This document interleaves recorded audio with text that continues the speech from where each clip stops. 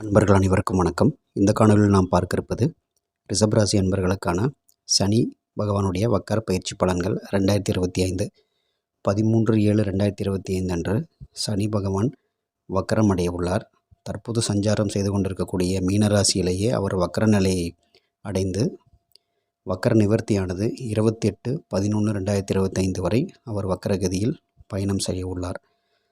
சற்றேறக்கூடிய இந்த 4 மாத காலம் மற்றும் 15 நாட்கள் 138 நாட்களுக்கு அவர் வக்கரகதியில் பயணம் செய்து நல்ல பல பலாபலன்களை கொடுக்க உள்ளார். இந்த ரிஷபராசி அன்பர்களை பொறுத்த வரைக்கும் சனி பகவான் 9 மற்றும் 10ஆம் இடத்துக்குரியவர், பாக்கியஸ்தானம் மற்றும் தொழில்ஸ்தானத்துக்கு அதிபதி ஆகிய இந்த ரிஷபராசி அன்பர்களுக்கு சனி பகவான் தற்போது கோச்சாரத்தில் பார்த்திங்கன்னா சனி பகவான் 11ஆம் இடமாகிய லாபஸ்தானத்தில் சஞ்சாரம் செய்து கொண்டிருக்கிறார்.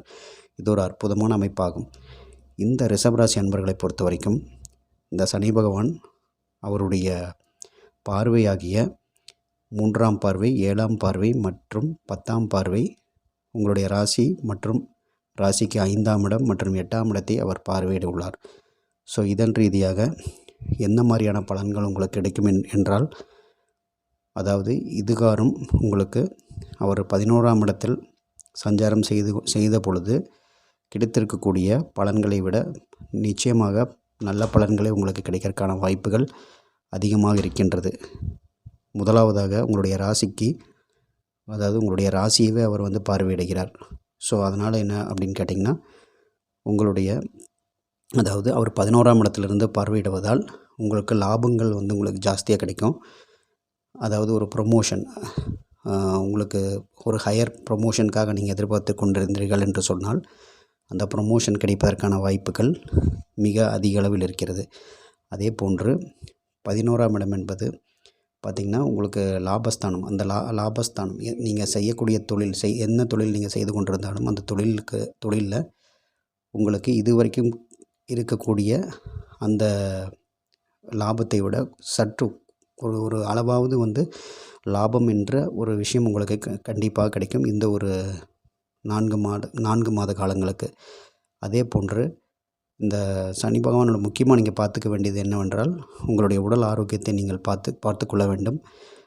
அதே போன்று பார்த்திங்கன்னா, இந்த சனி பகவானாகப்பட்டவர் உங்களுடைய ராசிக்கு சமசப்தம ஸ்தானத்திலிருந்து 5ஆம் இடத்தை பார்வையிடுகிறார். இதன் ரீதியாக இதை என்ன சொல்ல வருது அப்படின்னு கேட்டிங்கன்னா, உங்களுக்கு அதாவது சனி பகவான் ஒரு வக்கரம் பெற்று போய் ஒரு இடத்தை பார்ப்பது என்பது, அந்த இடத்துல நீங்கள் ஒரு கான்சன்ட்ரேஷன் பண்ணணும். அதாவது 5ஆம் இடத்தை பார்க்கும் பொழுது குலதெய்வ வழிபாடு நீங்கள் செய்ய வேண்டும். அதாவது இது வரைக்கும் நீங்கள் குலதெய்வ வழிபாடு செய்யவில்லை என்றால் நிச்சயமாக நீங்கள் குலதெய்வ வழிபாடு செய்வதற்கான விஷயங்களை நீங்கள் ஏற்படுத்தி கொள்ள வேண்டும். குலதெய்வ வழிபாட்டிற்கு அதற்காக நீங்கள் கோயிலுக்கு சென்று வர வேண்டும் என்பதை இது உணர்த்துகிறது. அதே போன்று நீங்கள் நினைத்த விஷயங்கள் எல்லாமே கைகூடுவதற்கான வாய்ப்புகள் நிச்சயமாக உள்ளது. அதே போன்று 5ஆம் இடம் என்பது குழந்தைகளுடைய ஸ்தானம். இந்த 5ஆம் இடத்தை குறிப்பிடுவதால் உங்களுடைய பிள்ளைகள், உங்களுடைய குழந்தைகள் நல்ல ஒரு இன்டெலிஜென்ட்டாக அவங்களுடைய, அதாவது படிப்பு திறமை அவங்களுக்கு இன்டெலிஜென்ட் மேம்படக்கூடிய ஒரு காலகட்டமாக அமையும். அதே போன்று குழந்தை வரத்திற்காக எதிர்பார்த்திருக்கக்கூடிய தம்பதியினருக்கு எல்லாத்துக்குமே இந்த 5ஆம் இடத்தை 11ஆம் இடத்திலிருந்து பார்வையிடுவதால் நிச்சயமாக, அதாவது அது குருவினுடைய வீடு, குரு பகவானுடைய வீடு, புத்திரக்காரகனாகிய குரு பகவானுடைய வீட்டிலிருந்து பார்ப்பதால் நிச்சயமாக உங்களுக்கு ஒரு குழந்தை பேர் கிடைப்பதற்கான வாய்ப்பு உங்களுக்கு நிச்சயமாக அமையும். அதே போன்று பார்த்திங்கன்னா, உங்களுடைய பிளான்ஸ், நீங்கள் இது வரைக்கும் வைத்திருக்கக்கூடிய பிளான்ஸ், அது பிஸ்னஸ் பிளானாக இருந்தாலும் சரி, அது என்ன மாதிரியான ஒரு நீண்ட நாளைய ஒரு பிளான் நிறைவதற்கான வாய்ப்புகள் கண்டிப்பாக அமையும். அதே போன்று அவருடைய பார்வை 10ஆம் பார்வை உங்களுடைய ராசிக்கு 8ஆம் இடத்தில் விழுகிறது. இதன் ரீதியாக தொழிலில் மட்டும் நீங்கள் சற்று கவனமாக இருக்க வேண்டும். அதே போன்று உடல் ஆரோக்கியத்தில் மிக கவனமாக இருப்பது சாலச் சிறந்தது.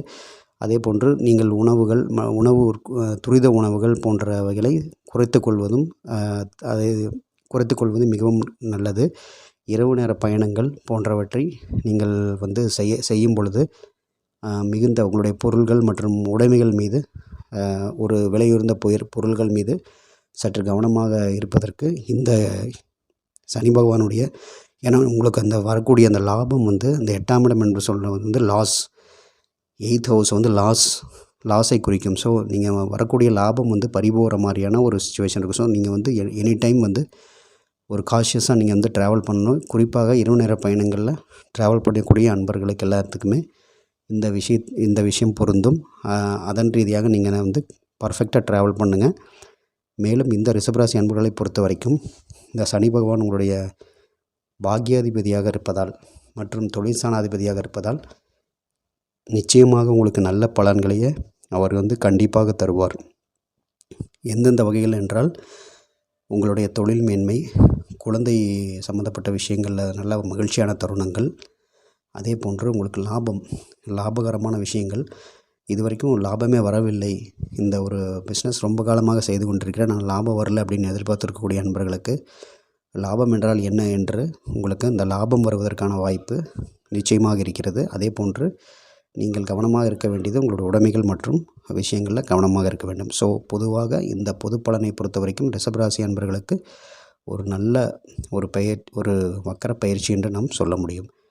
ஸோ இதை சரியாக முறையாக பயன்படுத்தி நீங்கள் இந்த 138 நாட்கள் நீங்கள் வந்து முறையாக பயன்படுத்தி மென்மேலும் வளர வேண்டும் என்று நாங்கள் வேண்டிக் கொள்கிறோம். மேலும் வேறு சில ராசிகளுக்கான பதிவுகளை பற்றி பார்க்கும்போது சந்திக்கிறோம். நன்றி, வணக்கம்.